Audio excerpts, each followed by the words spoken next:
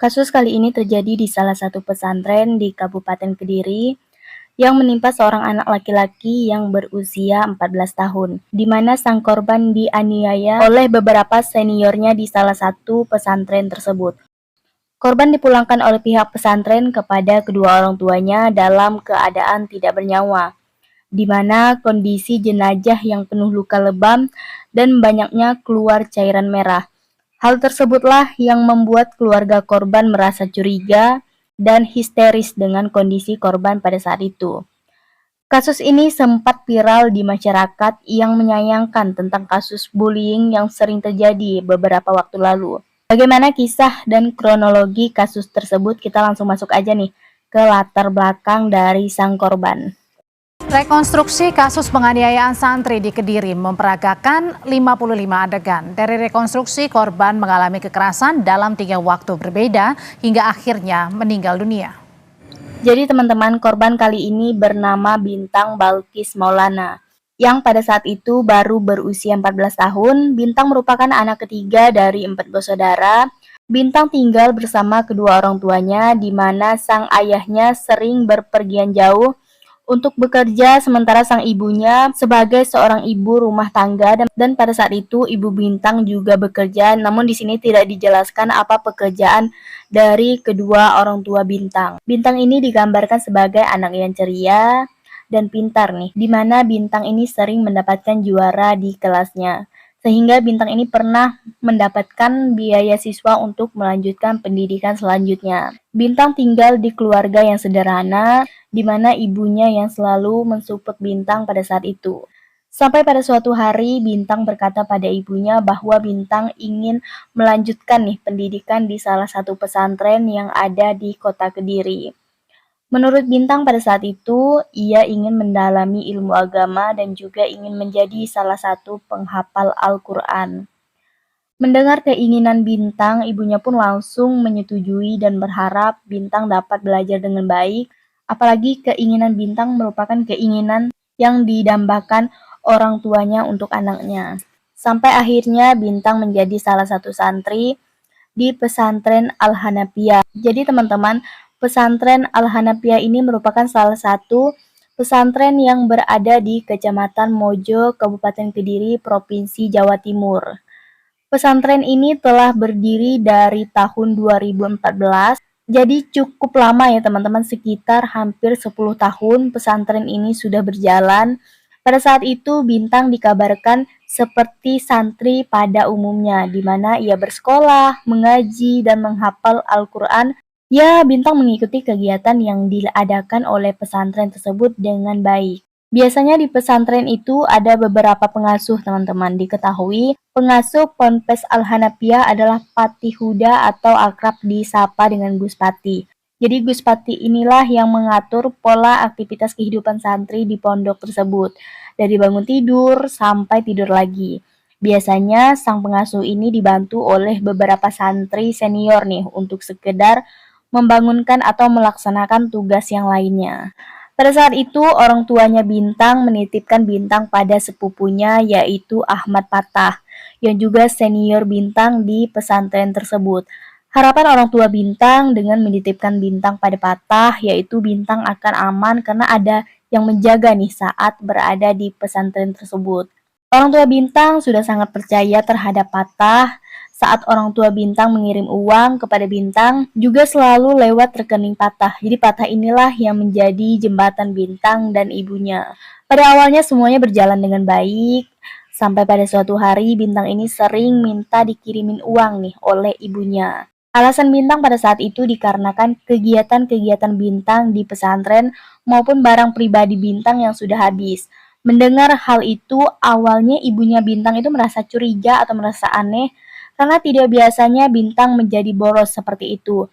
Yang awalnya minta dikirimin 1 minggu sekali, tiba-tiba Bintang perlahan mulai boros menjadi 2 minggu sekali nih uangnya dikirim. Karena ibunya Bintang sudah sangat percaya terhadap Bintang, ia pun berusaha nih mencukupi kebutuhan Bintang pada saat itu. Sampai pada suatu hari, tepatnya di hari Senin 19 Februari 2024, sekitar pukul setengah 5 sore, Bintang itu tiba-tiba mengirimkan pesan kepada ibunya.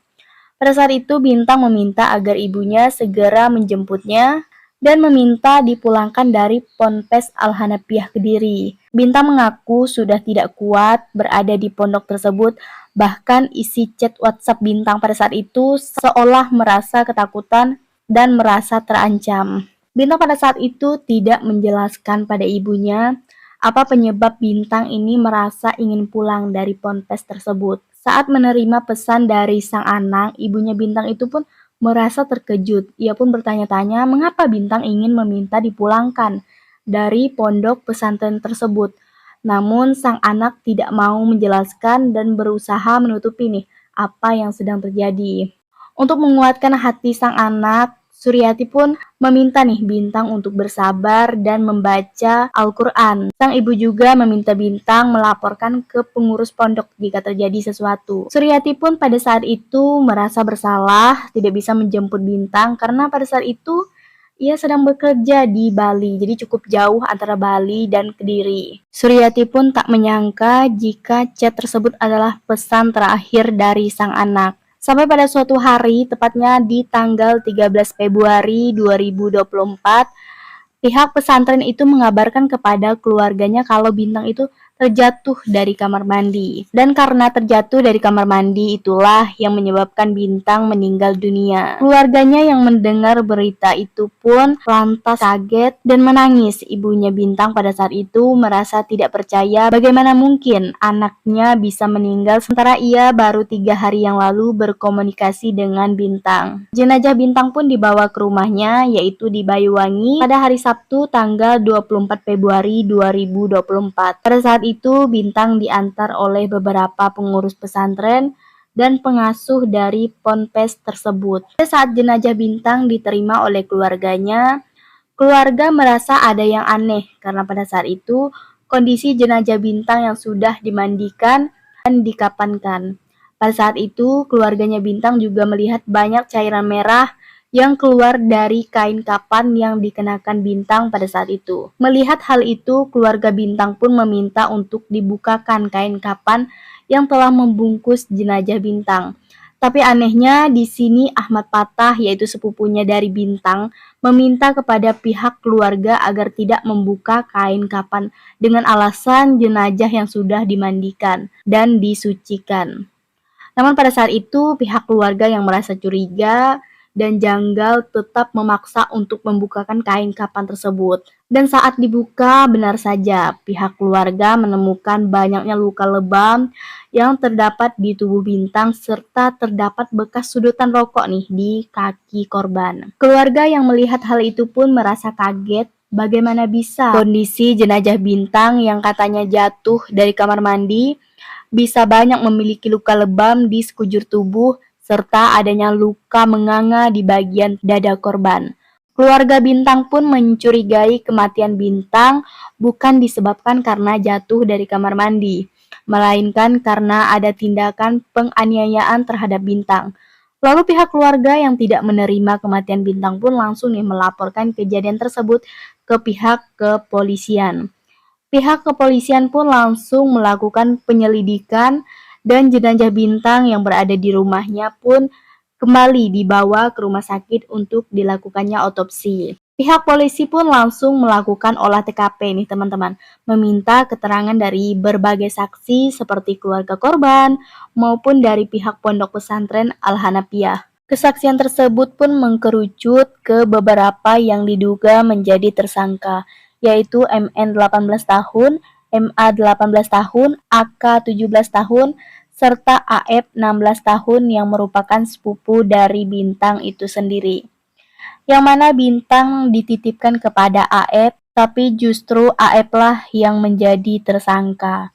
Jadi di sini aku bakalan ngejelasin keterangan dari versi si pelaku, yaitu kronologi kejadiannya.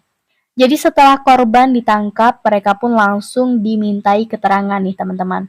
Sesuai pengakuan dari sang pelaku, semua itu terjadi berawal dari kesalahpahaman.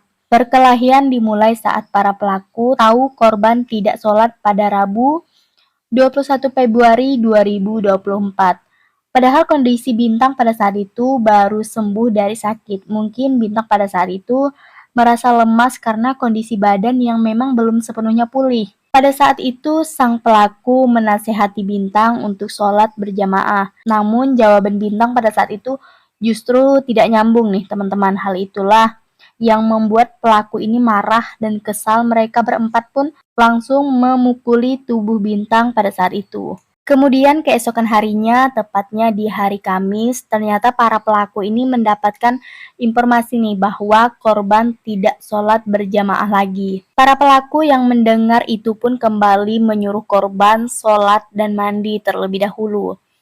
Mendengar perintah dari seniornya, Bintang pun langsung bergegas ke kamar mandi, tetapi saat keluar kamar mandi, si Bintang ini dalam kondisi telanjang nih teman-teman. Dia tidak memakai handuk maupun pakaian selai pun. Kejadian tersebut diketahui oleh salah satu pelaku. Mereka pun langsung menasehati dan merangkul Bintang. Namun jawaban Bintang pada saat itu, Bintang hanya menjawab iya, seraya melotot tapi tidak melaksanakan salat berjamaah.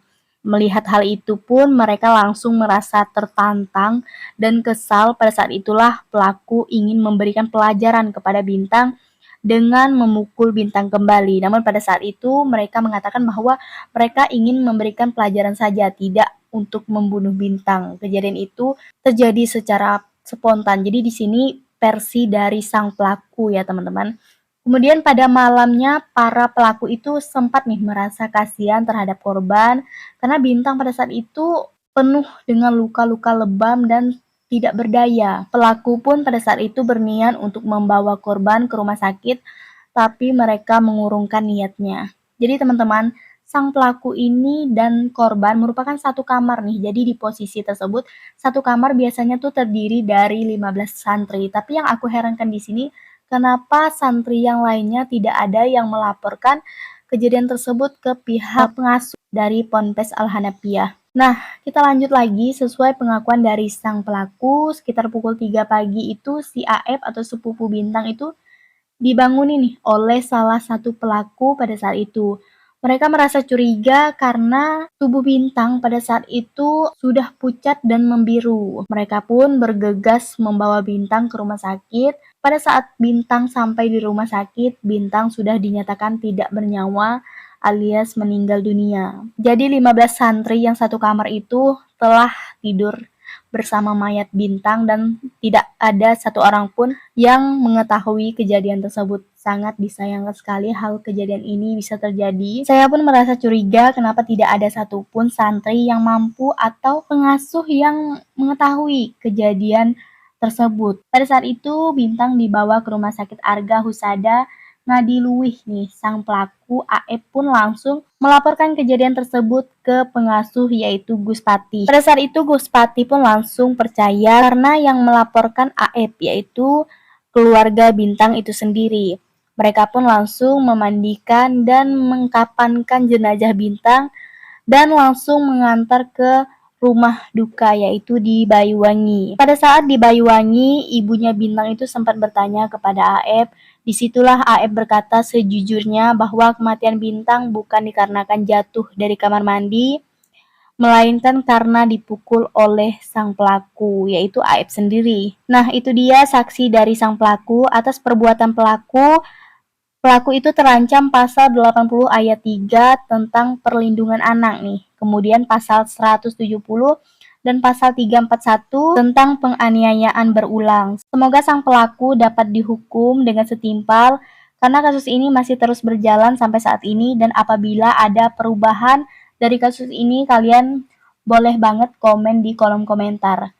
Dan semoga keluarga yang ditinggalkan dapat menerima dengan lapang dada.